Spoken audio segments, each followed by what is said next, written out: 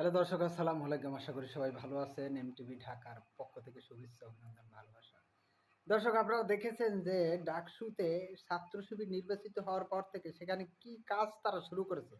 বিশেষ করে ছাত্রদের যে হলগুলো, ওইখানে ভাঙা চূড়া যত টেবিল চেয়ার খাট টাট আছে সব ফালাইয়ে দিয়ে সেখানে লোহার খাট, তারপর বিভিন্ন ধরনের আসবাবপত্র নতুন নতুন সব কিছু দিতেছে ছাত্র শিবির। এখন আমাদের এই যে রিজভী সাহেব বলতেছেন বিশ্ববিদ্যালয় কি এতিমখানা যে ওখানে লোহার খাট দেবে? লোহার খাট, তো লোহার কাঠ দেবে নাকি ওই যে বাঁশ দিয়ে বানাইয়ে দেবে? বাঁশ টুনি মুনি দিয়ে ওই যে এতদিন ওই যে ভাঙ্গা চূড়া কাঠ কোট আসল না, সেগুলা দেশে সরকারের বিভিন্ন লোকেরা এখন মনে হয় সেগুলাই দিতে চায়।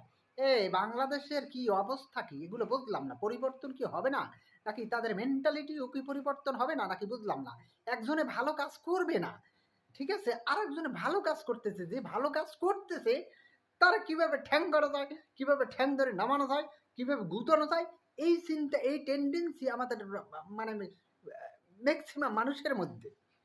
তারা এই যে দীর্ঘ কত বছর যাবত ভার্সিটি গুলো কালা নোংরা বানাইয়ে বস্তি বানাইয়ে থুইছে, সেখানে এখন ছাত্র শিবির ভালো কিছু করা ধরছে, ঠিক না? এখন সেটাও করতে পারবে না। কি একটা আজীব ব্যাপার ভাই। কোন দেশে বাস করি আমরা, বুঝি টুঝি না, আমার মাথায় ধরে না।